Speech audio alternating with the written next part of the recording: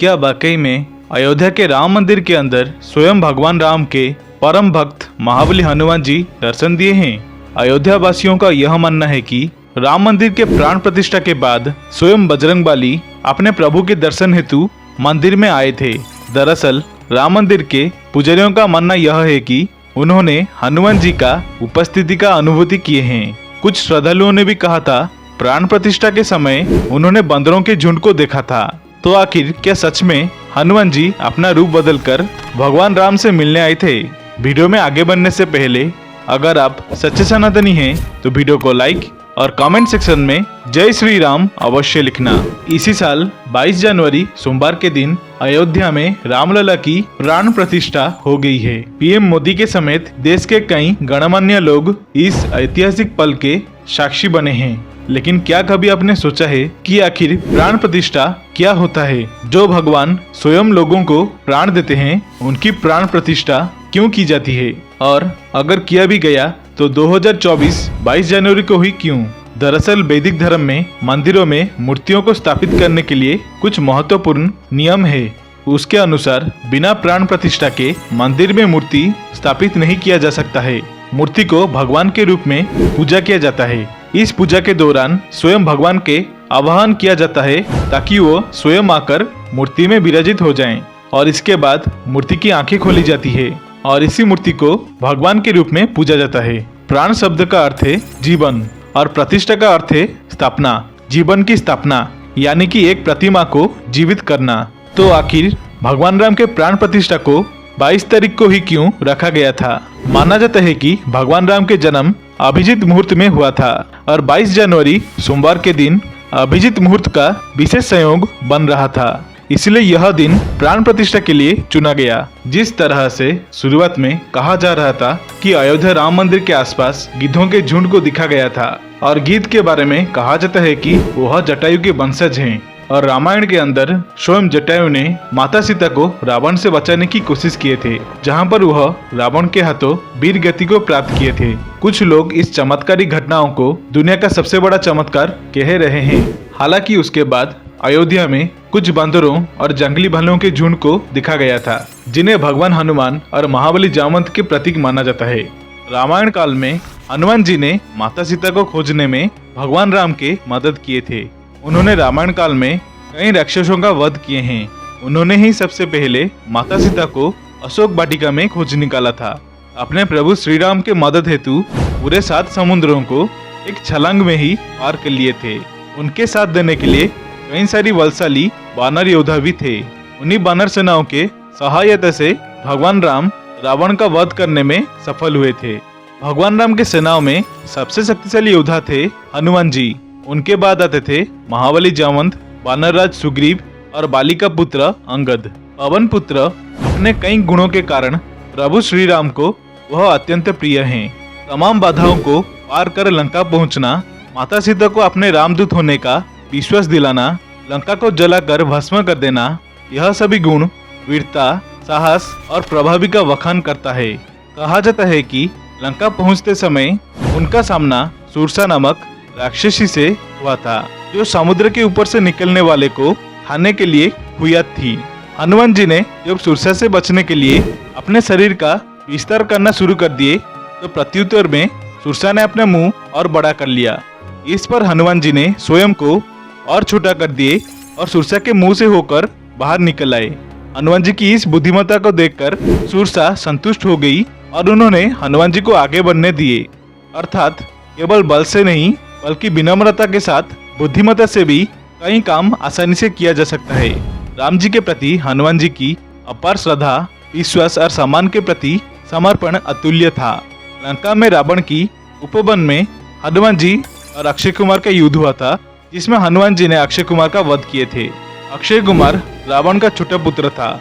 उसके बाद हनुमान जी और मेघनाथ के मध्य एक महाभयंकर युद्ध छिड़ गया था, जिसमें मेघनाथ ने हनुमान जी के ऊपर ब्रह्मास्त्र का प्रयोग किया था।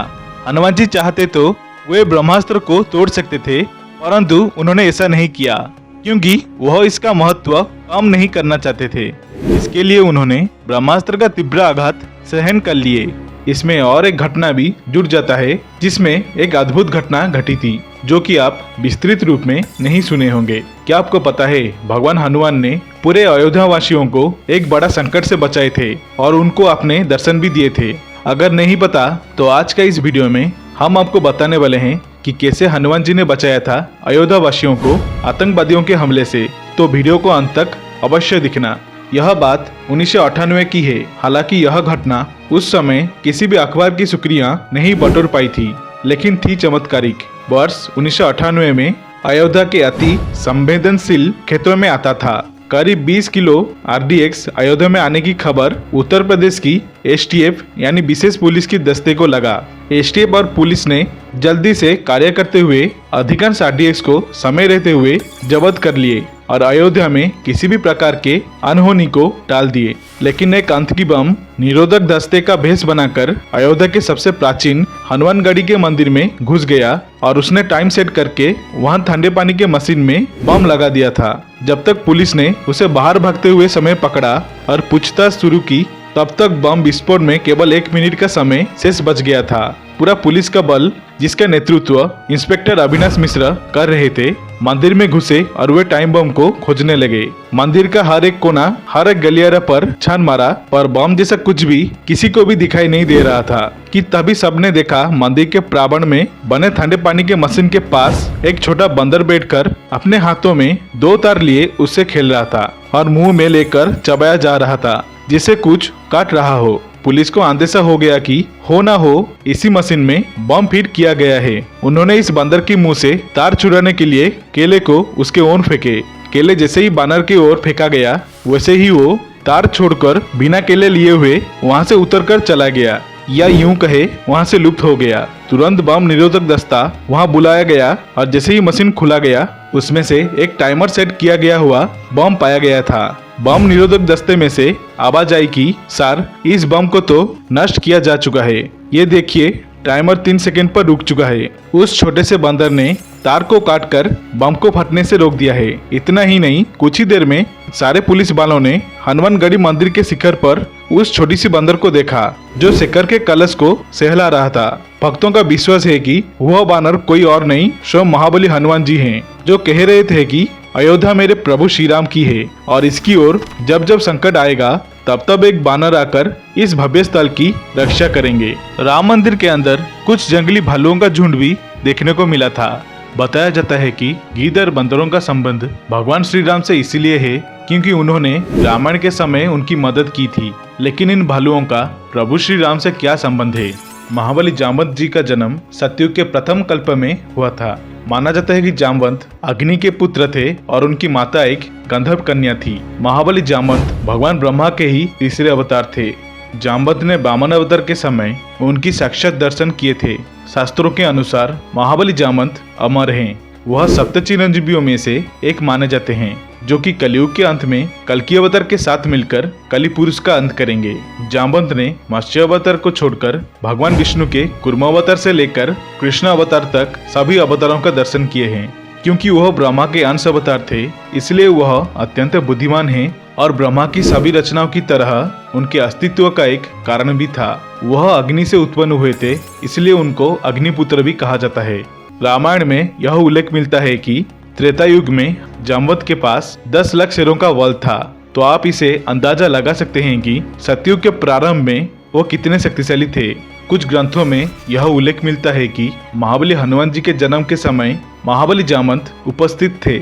हनुमान जी जहाँ भी जाते थे, हमेशा उनके साथ महाबली जामवंत जाते थे, क्योंकि उन्हें पता था कि हनुमान जी का जन्म प्रभु श्री राम के मदद के लिए हुआ है। उन्होंने ही महाबली हनुमान जी को अपने शक्तियों के बारे में एहसास करवाया था।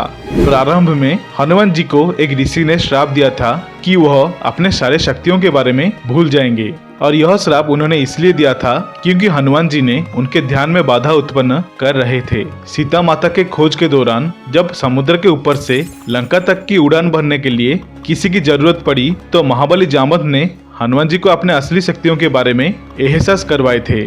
वह महाभारत में भी मौजूद थे, जहां उनका बेटी जाम्बवंती का विवाह जाम्बवन के साथ युद्ध के बाद श्री कृष्ण से हुआ था। उनके पत्नी जयवंती थे। आशा करता हूँ आप सभी को ये वीडियो अच्छी लगी होगी। अगर अच्छी लगी तो वीडियो को लाइक, शेयर, अनसब्सक्राइब अवश्य करना और कमेंट सेक्शन में जय सियाराम, हर हर महादेव अवश्य लिखना। देखने के लिए धन्यवाद। हर हर महादेव, जय बजरंगबली।